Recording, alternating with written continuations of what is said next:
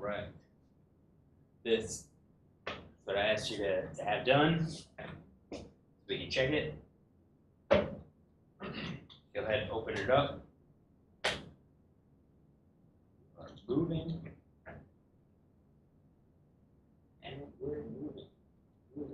Do you have to adjust the p-values anytime you're doing for non-normal? Is that why we have to adjust the p-values?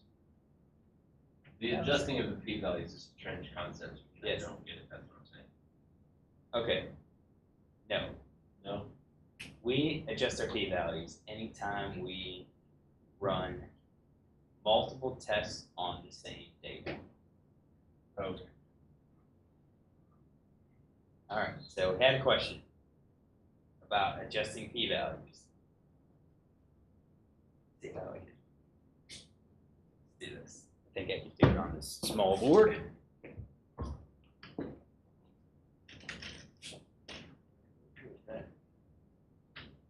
we go. All right.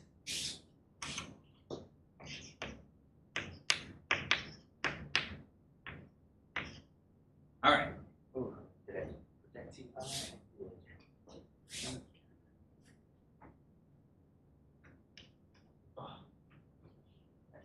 A plus B versus C. 3 groups, we measure their mean or the median, whatever. All right? So we're doing these. Our test would be an ANOVA.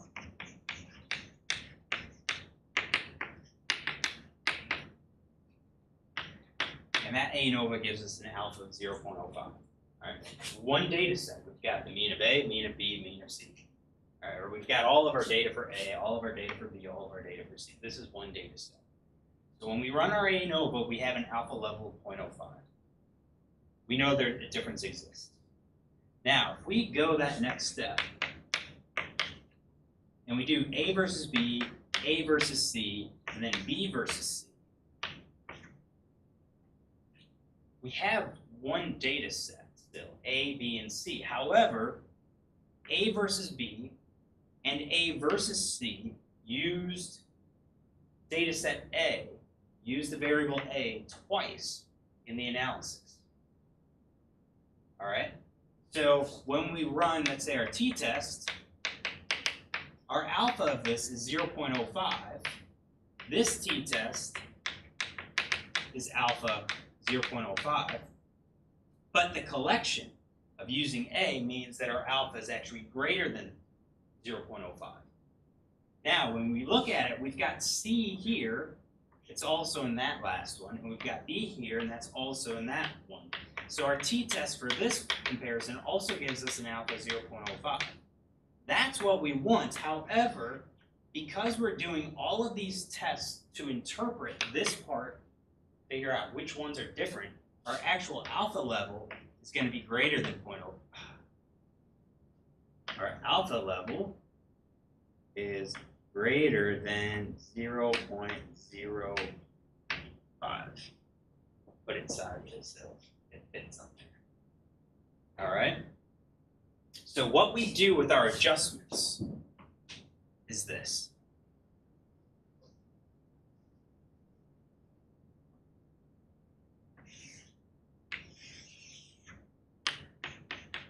That's our null hypothesis, null hypothesis.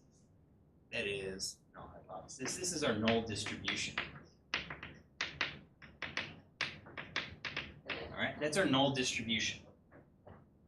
And I'm going to do a one-tailed test in this case. All right. This area is alpha 0.05. And our p-value, we're going to fall someplace along this line. So our test statistic falls someplace along this line, and then our p-value is going to be the area to the right of it, right? So far, right? All right, so that's just for one test. When you ran 3 tests on the same data set, then each of those had this.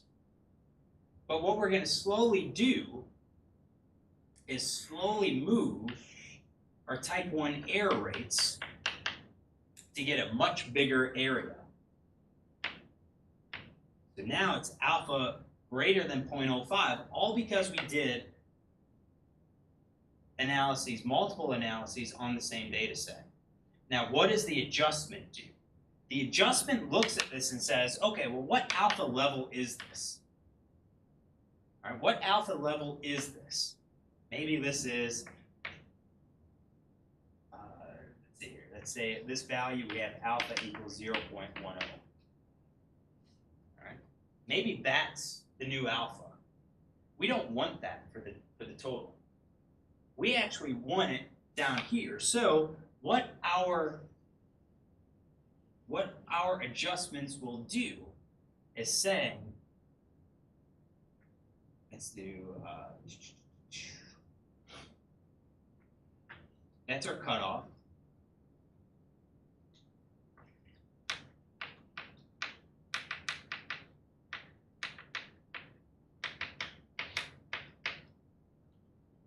So we want our family-wise alpha 0.05, and what it's going to do is adjust, not necessarily the p-value, but it's going to adjust the critical value that we use to figure out what this is. So we can't use the old critical value because, say this was a t-test, that could be the old critical value. And that old critical value corresponds to an alpha level of 0.10. So the adjustment says, okay, well, if this old critical value corresponds to an alpha level of 0.10, what is this new critical value? And this is our adjusted critical value. So we adjust it to get back to this level. Now, how it gets adjusted depends on the test. All right, Bonferroni uses an equation. Let's see if Bonferroni, if we can find that.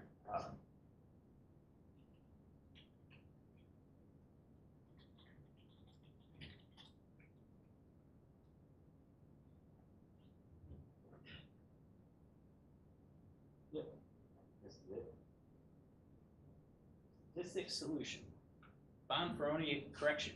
You calculate your p-value. So what you're saying is that with whatever p-value we get, it's probably higher. So we can't use the old 0.05 level again. We can't use our old critical value. We actually have to move it. So for the Bonferroni adjustment, our Bonferroni adjustment is this. The rounded version.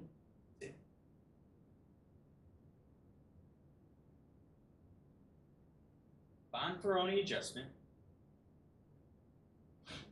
on 13 analyses on the same data set. Our correction, the alpha, 0.05, take that 0.05 divided by the number of comparisons that you're making on the same data set. And it says 0.004 is the new alpha level that guarantees that we have this family, or guarantees, approximates a family-wise alpha level of 0.05. So instead of saying 0.05s are our critical value, it's going to be this 0.004. All right?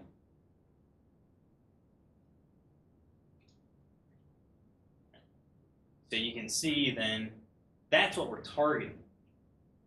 That's how we correct it. That's our adjustment. So our adjustment isn't whenever we violate normality or violate equal variances. It's, did we analyze, did we perform multiple statistical tests on the same data? And we're going to recognize that the ANOVA is our test. That's our what's called an omnibus test. We use that because it has an alpha level of 0.05. If that's significant, then what we're going to do is run our Tukey's, and Tukey's makes the corrections for us. Tukey's gets us to that point. If we violate our assumptions and we have to use pairwise tests, then we have to adjust our p-values because we ran multiple comparisons on the same data set.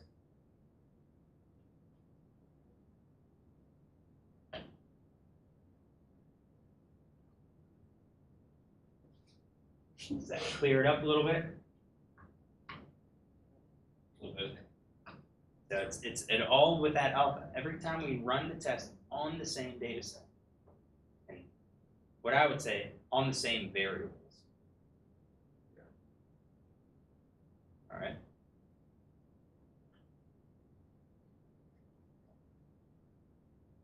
So, Kruskal-Wallis test pairwise. I did my subsets. So I did my levels, figured out what levels I had, and then I just systematically made subsets for each of them. All right. And then, once I had the subsets, I run my Kruskal.test, which is basically a Wilcoxon test. Since it's only 2 groups, but I'm using my new subsets, and I'm doing them pairwise fashion. So this is a pairwise multiple comparison procedure. I saved each of these p-values here into a vector, and then I adjusted it. So on the unadjusted, I have 2 p-values, 2 comparisons that suggest we have a difference.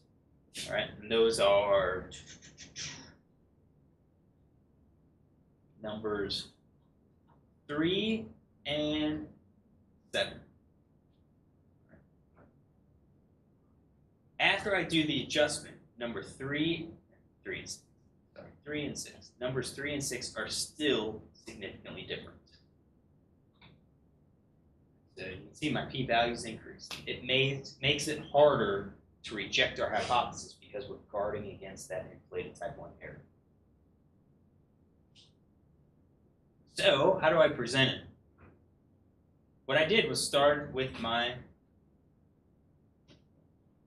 looked at my means so that I could check to see what's going on here. So the mean of these, so I use the aggregate function to get the mean survive, how many planes survived, as a function of color, or not the mean, the median. And I see green and white are 1, blue is 1.5, and red is 2.0. So which ones are different? Well, I've got number 3 and number 6. So now I have to go up and say, okay, what was number 3? There it is. That's blue and white. And number 6 is my RW, which is red and white. So blue and white and red and white, the 2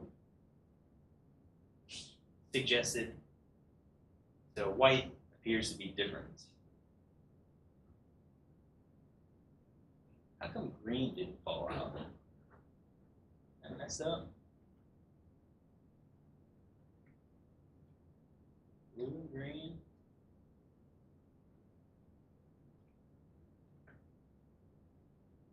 Blue and red, blue and white. Red and white. Is that what you guys got? Let's take a look at this.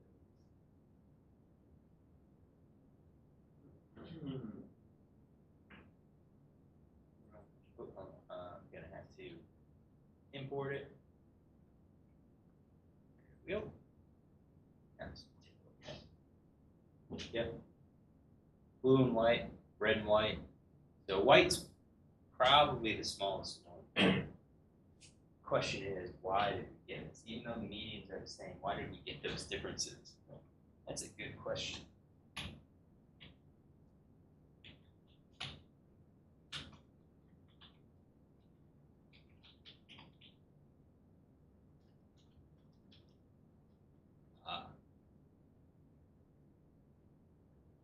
So we said green and white, red and white, is that right?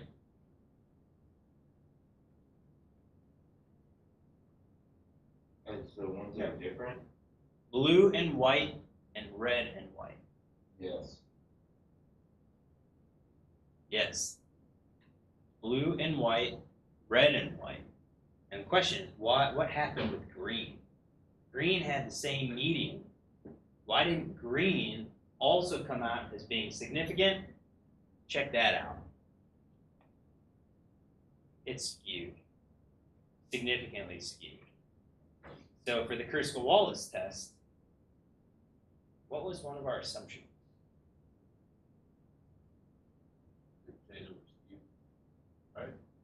non-normal. Yeah, I don't know. But what else? Equal variance, right? Yeah, equal variances. I'm skeptical of this.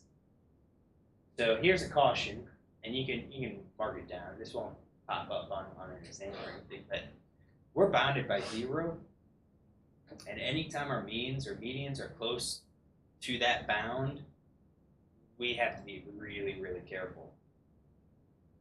Because, and the screen shows it clearly, our median is at the bottom of that interquartile range. We got 50% are 1 or 0, and the other 50% are below 1, and 50%, which means they're 0, and 50% are above 1, which could go all the way up to 5. So we've got some bounding issues. If I looked at this graph, I probably wouldn't have run a Kruskal-Wallis test. But we use it so you can see how to run the Kruskal-Wallis test, how to do our pairwise comparisons, how to adjust our p-values. Any questions? Can you scroll up a little bit? Or higher? Do I need to go higher? The subsets or what?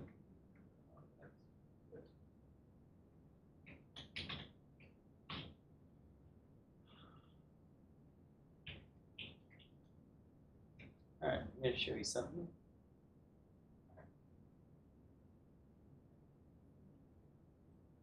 There is a function called pairwise t-test. It's also a pairwise Wilcox test, which can work. It'll automatically adjust our values.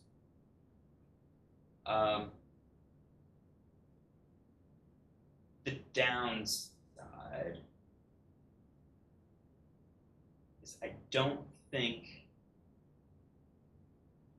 I'm not 100% sure the var dot equals false works for this.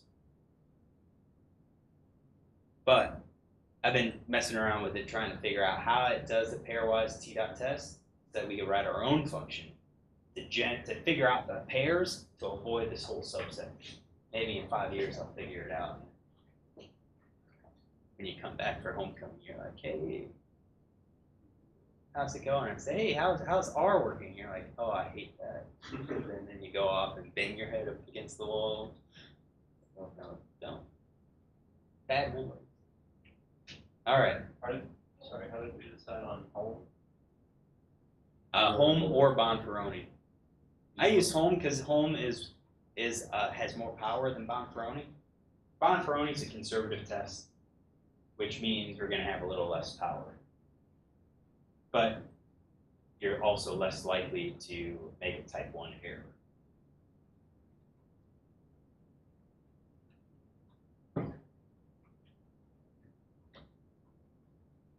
All right. So yeah, I could use Bonferroni as well. And I don't think that changes anything. So, Still 3 and 6. on the flowers, we did a Wigner cloning test, and it said that there wasn't a difference in variance, but there ended up being one. No, there is. Look at the interquartile ranges. The boxes are about the same. But what I'm saying is that it might, yeah, we're skewed and we're bounded by 0, and that's an issue, because it's fine. It's fine if we're skewed. All right, that's fine. But let's say this was our upper limit. We can't go beyond that. As we move this over, what's going to happen is it looks something like this, because we can't pass it. And even though that's skewed, it throws us off in terms of the symmetry around the median. So the median should have 50%, right? And what the Kruskal-Wallis test is doing is basically doing the sum of squares around the median, both within and between the groups, this works if we're here to say that's our median, right? You're looking at that spread, but on this spread, you can only go up to that point, whereas you're going to be more down that area. So that's why I said there's a slight issues with Kruskal-Wallis because it assumes the symmetry stuff. But if we're bounded, we lose that symmetry around the V. So what I mean by symmetry, look at the values around that median. You should be kind of equidistant. Like from your first and your 100th data point or your 100th percentile prone point, they're assumed to be equidistant. We're bounded. All right. Let's move on. The fun part. Fun part.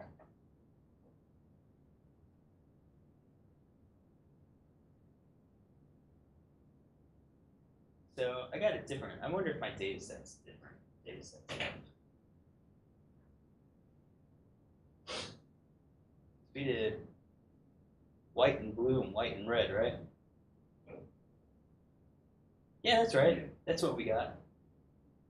Yeah, white is different from blue, white is different from red, white and green were not different, green, blue, and red were not different, so that green was kind of in the middle of both.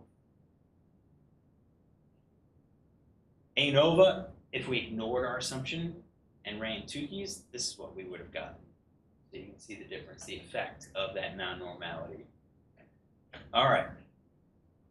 Now, this is probably going to be the recommendation. If you violate your assumptions, if you violate the equal variance assumption, just run your Welch's ANOVA. All right? It's great. It's easy. And it has the Welch's t-test associated with it. Run that. If you violate normality, or if you violate both normality and equal variances, my recommendation is going to be to do this, permutational ANOVA. Why is that my recommendation?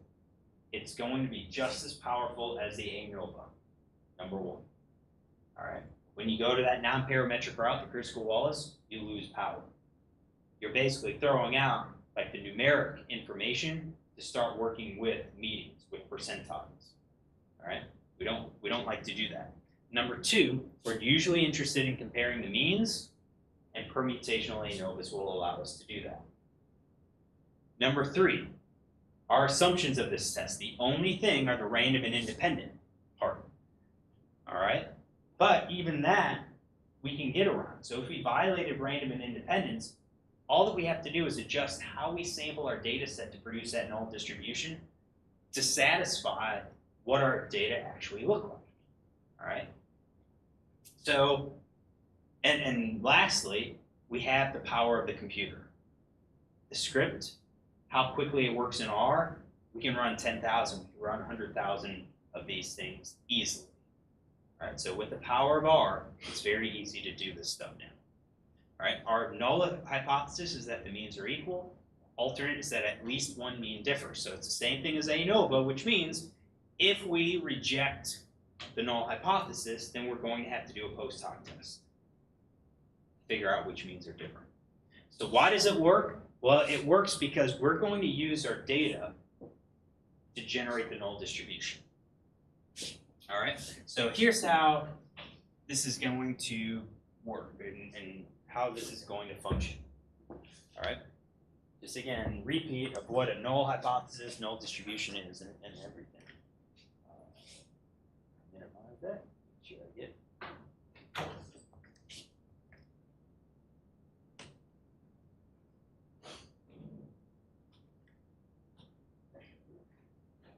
All right, so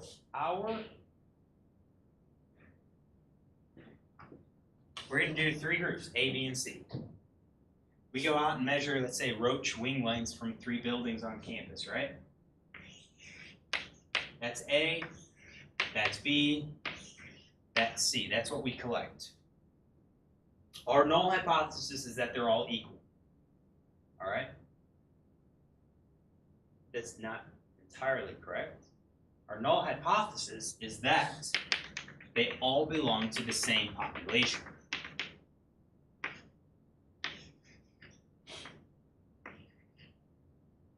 They all belong to the same population. If they belong to the same population, then they all have a population mean of mu and a standard deviation of sigma.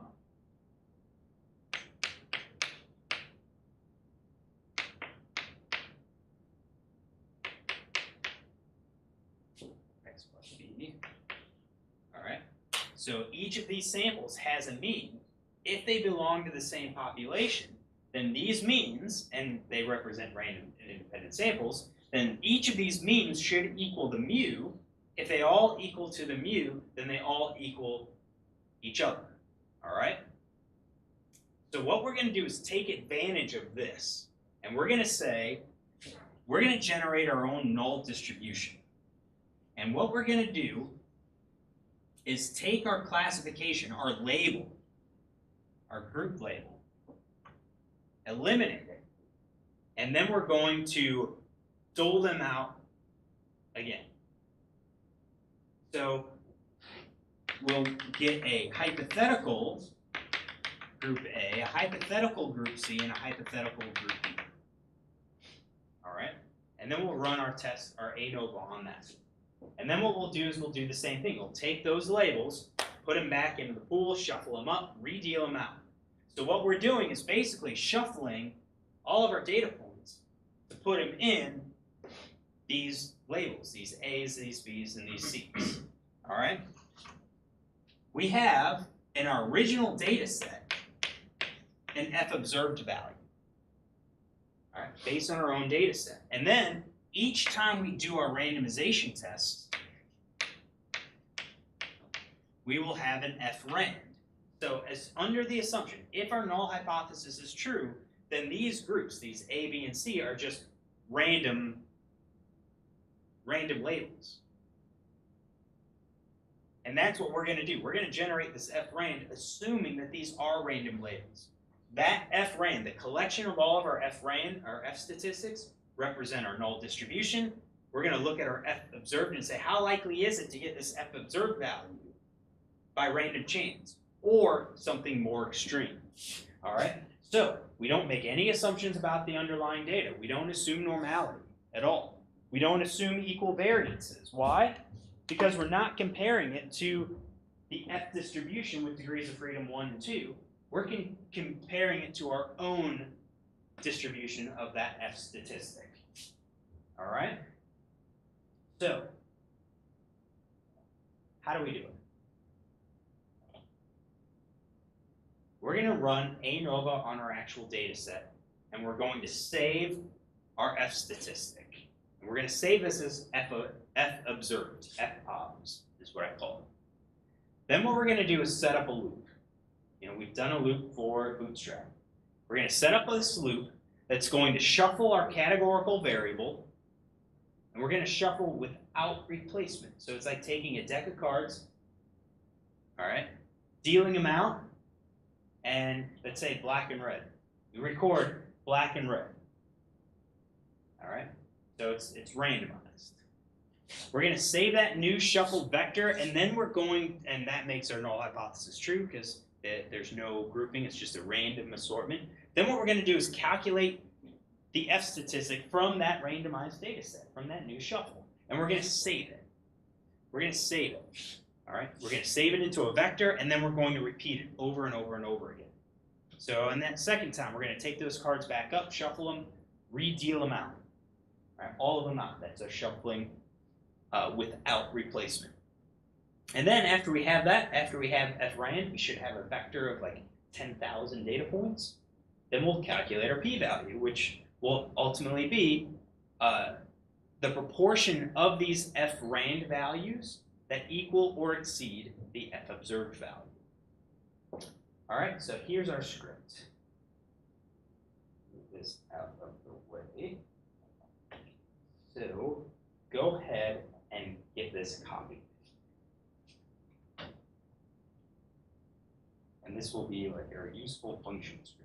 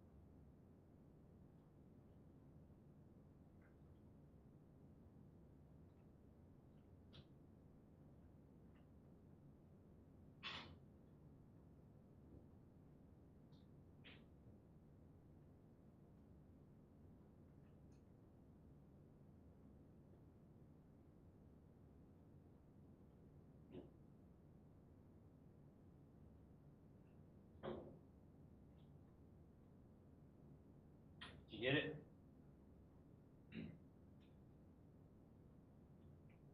Now R normally does the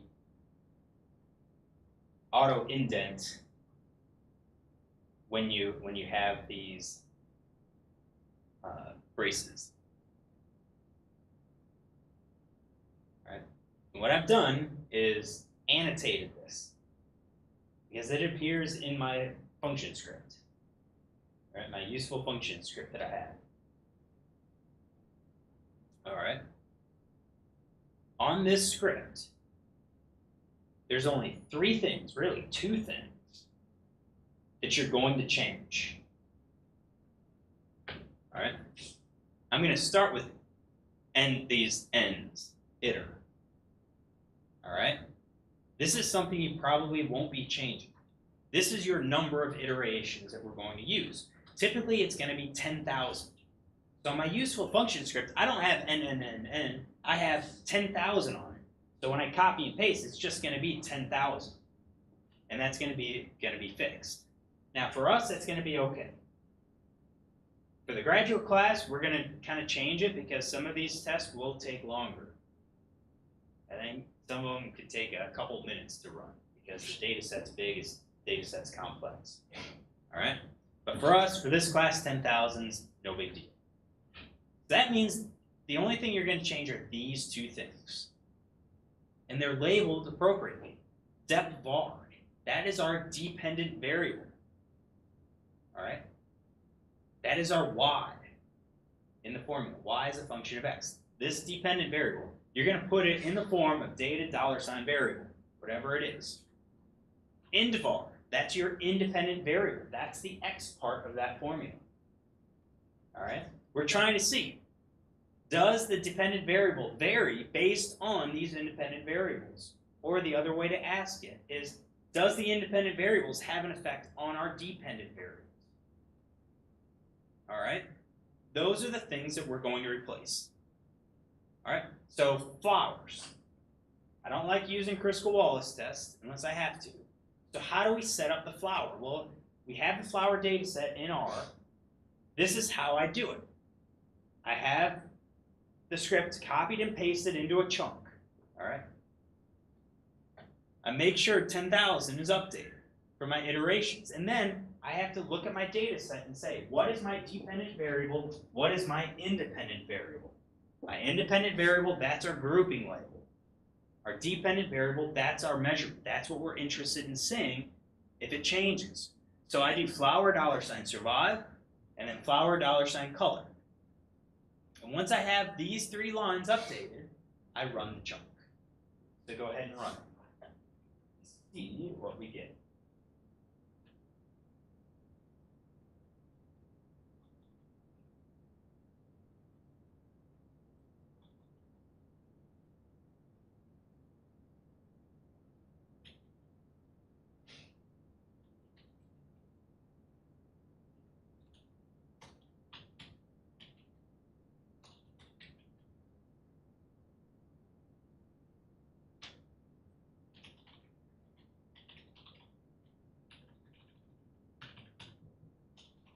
You get it?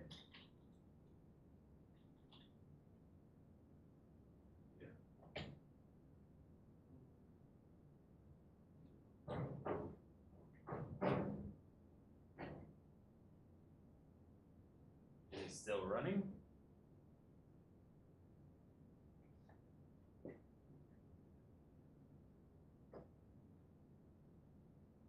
How long did it take? What's that? Good little while, yeah. You think that was a good little while? I mean, longer than I expected. Longer than you expected, Yeah. Definitely. Yeah. I'll tell you that for my dissertation, I had to use this randomization test to get confidence intervals and stuff, and for estimating parameters of a model, and I think the longest one took over 14 hours.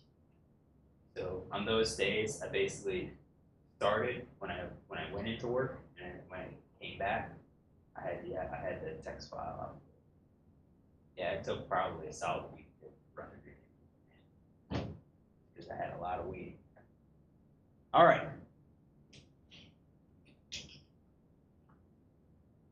That's what I got. 0.0175. So what did this do? What did this test? What was up? This script, what we just wrote here, what is our null hypothesis?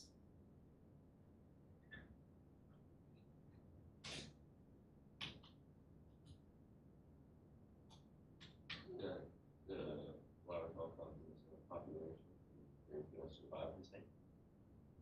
Okay. I wouldn't have that as an option on the exam, but true. No, it's not wrong.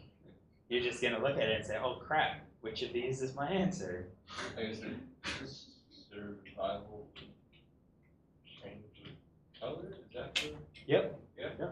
Okay. So, that there's no difference. Mean survival does not vary with color.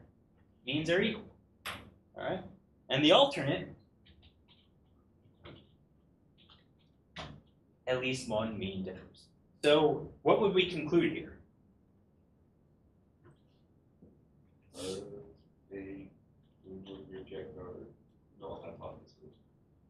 Okay, and conclude what? At least one. Or the means are not equal. Yes.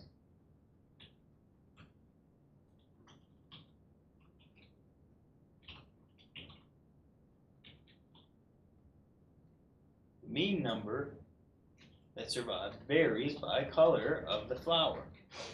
All right. Now, here's the thing. We ran a permutational ANOVA. All right. We ran a permutational ANOVA. We have an F observed, but we don't really need it. We don't have to report it. And why not? Because we're not comparing F observed to a statistical table. We generated our own null distribution. So we don't have to report degrees of freedom. We don't have to report an F observed value. All right, but we do have to report our p-value, right? So mine was 0.0175. What was yours? 0.0181. 0.0181? All right, why did they all differ? Randomization tests. All right, we're all going to get it slightly different. So I'm going to give that value 0.02 permutational ANOVA, and I'm going to feel confident that this is correct. There's one more thing.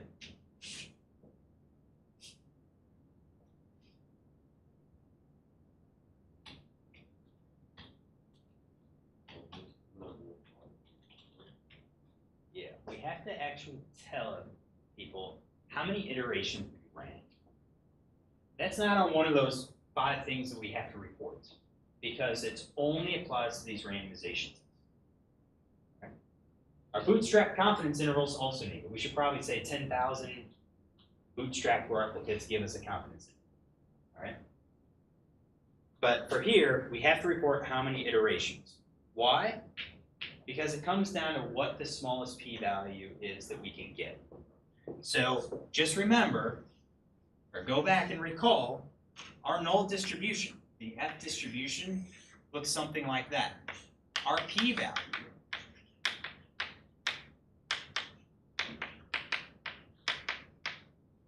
is that area underneath the curve. Right? We have our F observed, we got our F statistic.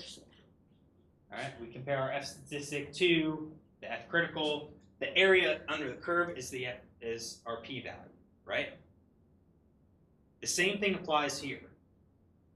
This p-value is the number of F rand that is greater than or equal to F observed. All right? So you could have all 10,000 equal or exceed that. All right? Or you can have 0. Now, do we have a p-value of that? No. Because our p-value in the script is the number of this F rand. See that p-value is the number of the F rand that equal or equal or exceed our F observed value plus 1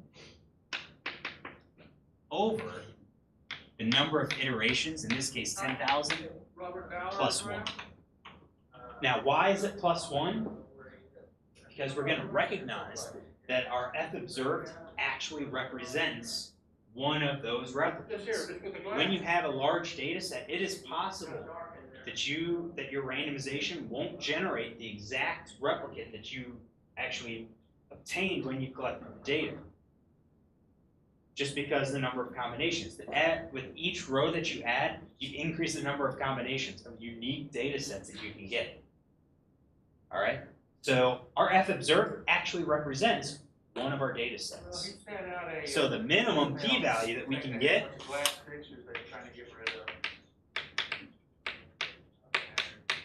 for any of these randomization tests is 1 over the number of iterations plus 1. That's the smallest p-value that we can get. So you can say, well, 10,000 took me a long time to run. All the way down here? So 10,000 took me, let's say, 30 seconds to run. That's not acceptable. Or so you'll say, well, I'm just going to reduce it down to 1,000. But if you do that, then the smallest p-value that you can get is 1 over 1,001. The 1 is our F observed value, what we actually see.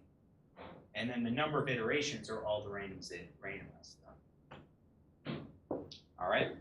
So does that mean you can't round it to less than like 100? Yeah, 100's way. I mean, obviously that's like incredibly small. Yeah. You can just say 100 is the smallest p-value you can get if you ran 100 iterations is, yeah, a little smaller, 0.0099.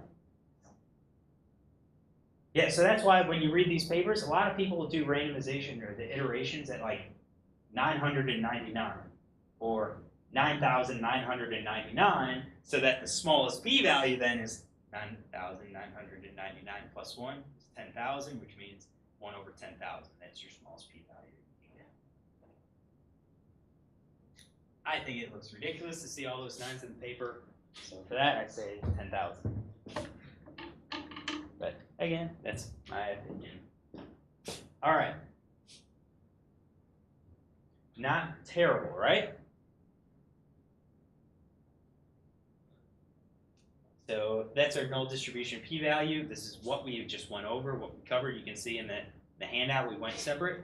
And also just to kind of demonstrate that if we met the assumptions of ANOVA and we did this permutational t-test, or permutational ANOVA, then our FRAND is actually going to follow an F distribution. And our p-value will be pretty darn close to the p-value that the ANOVA function would have given us. Something impressive. So, Chet, look over this. All right, we're going to talk about it. We're going to post hoc tests are going to be all these pairwise tests, and they're going to be permutational in nature. So, what we're going to do, this presentation is what we're going to end on. So, look ahead, look at the presentations that are posted. Look at this pairwise test on Monday. We're going to finish out the presentations in the morning, in the afternoon, and we'll have a couple practice problems, and I'll probably release the homework. So then on Wednesday we can kind of wrap up any loose ends and answer any questions that you may have. All right? All right. You guys have a good weekend.